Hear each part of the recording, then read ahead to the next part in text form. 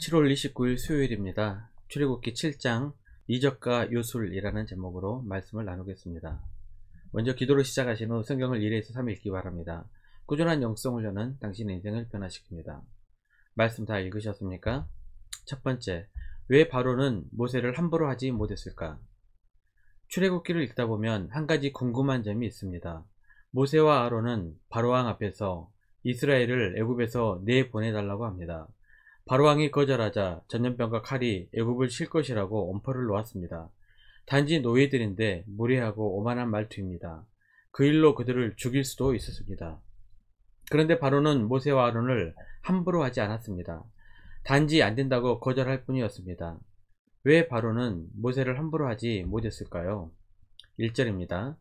여호와께서 모세에게 이르시되 볼지어다 내가 너를 바로에게 신같이 되게 하셨은즉 내 형 아론은 내 대언자가 되리니.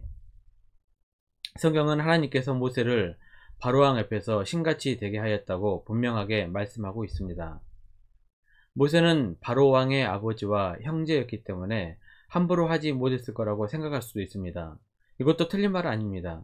하지만 모세가 왕자의 신분이 되어 바로왕에게 쉽게 나아갈 수 있게 하신 분은 하나님이셨습니다. 또 이적이라는 것이 아무나 할 수 있는 일은 아니었습니다. 신의 능력을 입은 사람만이 이적을 행할 수 있다고 여겼습니다. 이것 또한 하나님께서 주셨습니다. 하나님께서는 이 모든 것을 모세를 위해 준비하셨습니다. 바로는 왕족이었고 이적을 행하는 모세를 함부로 할 수 없었던 것입니다. 사도행전 14장 3절입니다. 두 사도가 오래 있어 주를 힘입어 담대히 말하니 주께서 그들의 손으로 표적과 기사를 행하게 하여 주사 자기 은혜의 말씀을 증언하시니. 하나님을 힘입으면 누구도 무시하거나 함부로 할 수 없습니다. 하나님의 능력이 그 사람에게 보이기 때문입니다. 세상이 여러분을 함부로 대하지 않기를 바랍니다. 하나님께 힘입고 나아가는 성도님들이 되시기를 바랍니다. 고린도전서 15장 10절입니다. 그러나 내가 나된 것은 하나님의 은혜로 된 것이니 내게 주신 그의 은혜가 헛되지 아니하여 내가 모든 사도보다 더 많이 수고하였으나 내가 한 것이 아니요 오직 나와 함께 하신 하나님의 은혜로라. 두 번째, 하나님의 사역을 돕는 자들. 2절입니다. 내가 내게 명령한 바를 너는 내 형 아론에게 말하고 그는 바로에게 말하여 그에게 이스라엘 자손을 그 땅에서 내보내게 할지니라. 하나님께서는 인간의 사역 없이 혼자서 모든 일을 하실 수 있는 분입니다. 하지만 성경을 보면 그것은 하나님께서 원하는 방식이 아니었습니다. 하나님은 모든 일을 사람과 더불어 하시길 원하셨습니다. 모세와 아론도 하나님과 더불어 하나님의 사역을 성취합니다. 이 땅을 살아가는 우리도 하나님의 사역을 방해하는 자가 아니라 하나님의 사역을 돕는 자가 되어야 합니다. 하나님께서는 출애굽 초기에 계속해서 모세와 아론을 언급하시고 지명하십니다. 출애굽기 6장 26절 27절입니다. 이스라엘 자손을 그들의 군대대로 애굽 땅에서 인도하라 하신 여호와의 명령을 받은 자는 아론과 요새요.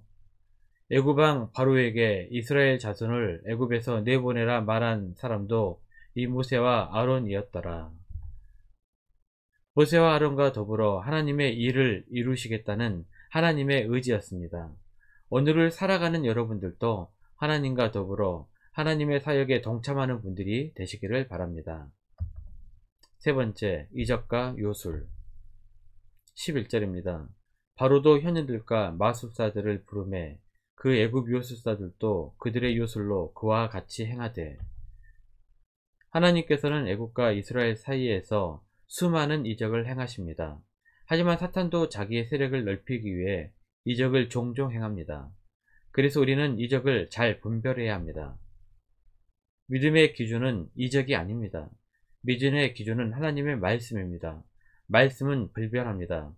말씀은 온전히 하나님의 것입니다. 하지만 이적은 변하는 것이고 사탄도 이적을 즐겨 사용합니다.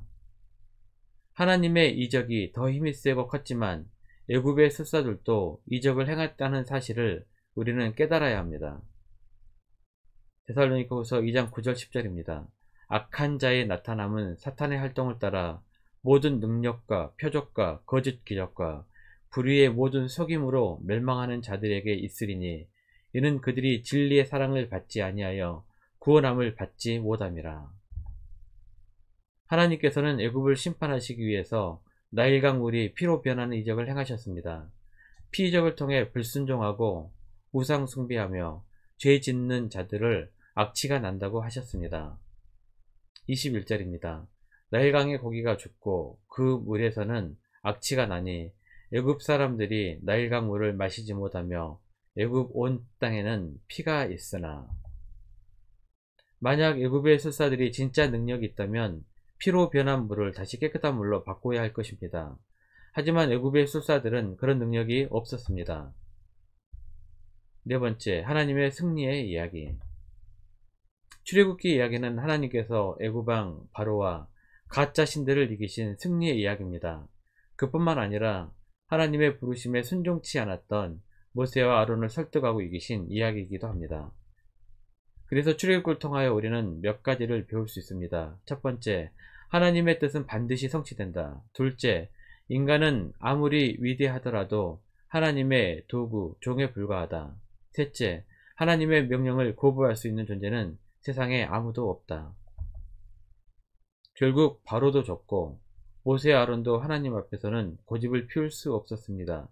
순종하면 쉽게 끝나게 되지만 불순종하면 크게 다침을 10가지 재앙을 통해 알게 됩니다. 5절입니다.